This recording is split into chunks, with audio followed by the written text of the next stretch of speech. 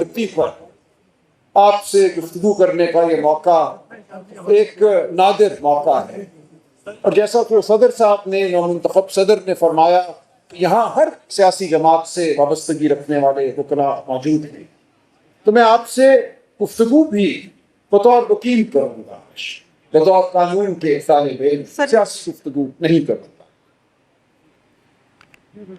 صدر صاحب نے، زیدم صاحب نے جو بات کی، میں اسی کو آگے بڑھاؤں گا۔ ہم کشمیر کی آزادی کی جنگ لڑ رہے ہیں، ہم کشمیر کے الحاق کی، پاکستان سے الحاق کی جنگ لڑ رہے ہیں۔ پوری دنیا میں، سیکیورٹی کونسل میں، جنرل اسمبلی میں، ہر جگہ ہم یہ آواز بلند کرتے ہیں کہ کشمیریوں کا حق ہے کہ ان کا حق خود ارادیت تسلیم کیا جائے، جو ان کے دل کی آواز ہے، جو ان کی روح کی آواز ہے، جو روح کی پکار ہے، اس کو مانا جائے اور ان کو پاکستان کے ساتھ الحاق کرنے دیا جائے۔ یہ ہمارا بنیادی موقف ہے۔ ہم کہتے ہیں کہ خود ارادیت ہر انسان کا ایک بنیادی حق ہے۔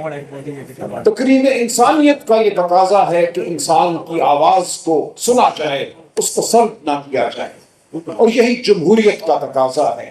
لہذا کشمیر کا اور پاکستان کا تعلق جمہوریت پر مبنی ہے۔ جب ہم پاکستان میں جمہوریت کو سلب کرتے ہیں، پاکستان میں جمہوریت کو لوٹتے ہیں، پاکستانیوں کے حق خود ارادیت کو نہیں مانتے، تو کس طرح ہم پوری دنیا کے سامنے کشمیریوں کے حق خود ارادیت کا مقدمہ لڑ سکتے ہیں؟ یہ خیال بار بار میرے ذہن میں اٹھا آج جہاں آپ کے سامنے بیٹھے ہوئے صدر زیدم صاحب کی تقریر سنتے ہیں۔ ایک انتہائی اہم نقطہ ہے، تمام وہ اصحاب، وہ قوتیں جو اپنے آپ کو آج اولو الامر سمجھتی ہیں پاکستان میں، ان کو غور کرنا ہوگا کہ انسان کا اور ریاست کا رشتہ کیا ہے۔ انسان اور ریاست کا رشتہ ووٹ کے ذریعے قائم ہوتا ہے۔ ووٹ کیا ہے؟ ووٹ ہر انسان کی آواز ہے، اس کے ضمیر کی آواز ہے۔ جب آپ کسی بھی انسان کے ووٹ کو لوٹتے ہیں، الیکشن کو لوٹتے ہیں، تو آپ اس کی انسانیت کو مسخ کرتے ہیں۔ آپ ووٹ دینے والے شخص کو انسان تصور نہیں کرتے۔ تو یہی تو ہمارا مقدمہ ہے بھارت کے خلاف، کہ کشمیریوں کی آواز کو مسخ کیا جاتا ہے، کشمیریوں کے ووٹ کو نہیں مانا جاتا، کشمیریوں کے حق خود ارادیت کو نہیں مانا جاتا۔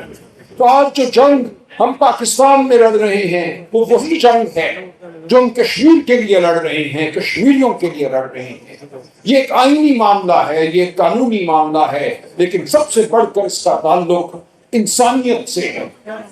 آپ اگر پاکستانیوں کو انسان سمجھتے ہیں، آپ اگر کشمیریوں کو انسان سمجھتے ہیں، تو آپ کو ان کی آواز کو احترام دینا ہوگا۔ جب آپ کسی انسان کی آواز کو احترام نہیں دیتے، اس کے ووٹ کو لوٹتے ہیں، تو آپ ریاست اور انسان کے درمیان جو رشتہ ہے اس کو توڑ دیتے ہیں، اس کو منقطع کر دیتے ہیں، اور اس رشتے کی جگہ ایک جبر کا رشتہ قائم ہوتا ہے۔ جبر کا رشتہ کوئی رشتہ نہیں ہے۔ جابر اور وہ شخص جس پر جبر کیا جا رہا ہو، ان کے درمیان کوئی رشتہ نہیں ہوتا۔ تو آج آپ نے پوری پاکستانی قوم کو، بشمول کشمیریوں کو، کشمیر کے بغیر پاکستان کا تصور نامکمل ہے، کشمیریوں کے بغیر پاکستانی قوم کا تصور نامکمل ہے۔ تو آج پاکستان ہو یا ریاست کشمیر ہو، ہر جگہ ووٹ کو لوٹا گیا ہے، ہر جگہ انسانیت کی نفی کی گئی ہے۔ تو یہ ہمارا ایک بنیادی تقاضا ہے بطور وکیل، بطور قانون کے طالب علم، لیکن سب سے بڑھ کر بطور انسان، کہ ہمارے وجود کو مانا جائے، ہماری آواز کو مانا جائے۔ پاکستان میں جس طرح الیکشن لوٹے گئے، اسی طرح کشمیر میں آپ کی آواز کو مسخ کیا گیا، دباؤ ڈالا گیا، لالچ دی گئی، نوٹے بنائے گئے، ایک جمہوری حکومت کو ختم کیا گیا۔ تو جمہوریت پر یلغار کشمیر کے الحاق پاکستان کے مقدمے پر یلغار ہے۔ جب آپ ووٹ کو نہیں مانتے، پاکستان میں ووٹ کو نہیں مانتے، تو بھارت کیوں ووٹ کو مانے، کشمیریوں کے ووٹ کو مانے؟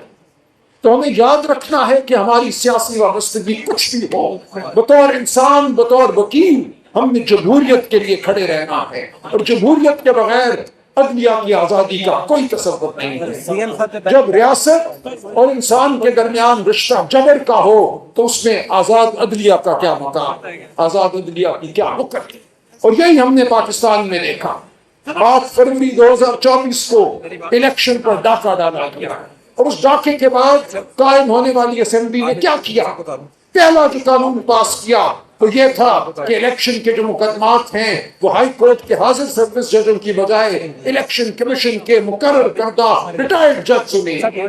اس کے بعد ریٹائرڈ جج بھی مقرر نہیں ہوئے، ان ججوں کو مقرر کیا گیا بطور الیکشن ٹرائیبیونل جو PCO والے جج تھے، جن کے حوالے سے سپریم کورٹ کہہ چکی تھی کہ ان کو جج تصور نہیں کیا جائے گا، یہ اپنے نام کے ساتھ جج لکھنے کا جو لفظ ہے وہ استعمال نہیں کر سکتے.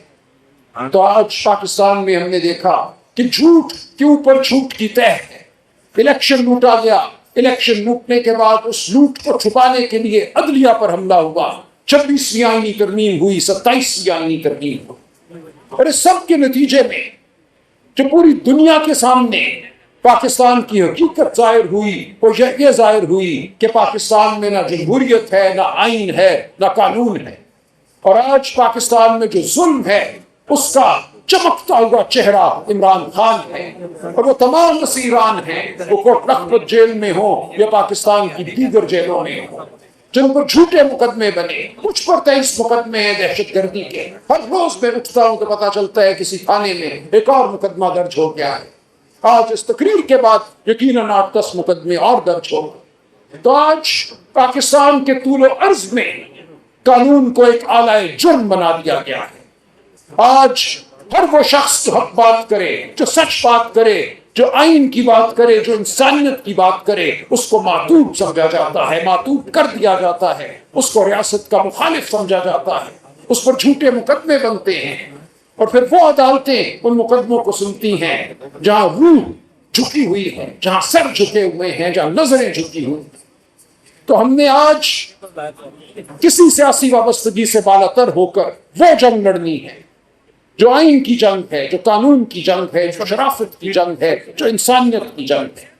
تو بطور قانون کے طالب علم، بطور ایک ادنا وکیل، میری آپ سے یہی استدعا ہے کہ وہ مقدمہ جو ہم نے کشمیر کا لڑنا ہے اور جیتنا ہے، آج وہی مقدمہ ہمیں پاکستان کے لیے لڑنا ہے، پاکستانیوں کی حقیقی آزادی کے لیے لڑنا ہے. تو آپ قدم بڑھائیے، ہمارا ساتھ دیجیے. بے شک سیاسی سطح پہ آپ کوئی اور نظریہ رکھتے ہو، کسی اور سیاسی جماعت سے آپ کی وابستگی ہو، لیکن بطور انسان، بطور وکیل آپ نے یہ سوال کرنا ہے کہ آئین کیا کہتا ہے، قانون کیا کہتا ہے، کیا آج پاکستان کی عدلیہ آزاد ہے، کیا آج پاکستان میں جمہوریت ہے؟ اگر نہیں ہے تو ہمیں جمہوریت کے لیے لڑنا ہے، شرافت کے لیے لڑنا ہے. آپ ہمیں اپنے ساتھ پائیں گے. یہ سیاسی وعدہ نہیں ہے، یہ بطور انسان وعدہ ہے، یہ بطور وکیل وعدہ ہے. تو ہم نے اس جنگ کو لڑنا ہے، کشمیر کے لیے بھی لڑنا ہے اور پاکستان کے لیے بھی لڑنا ہے.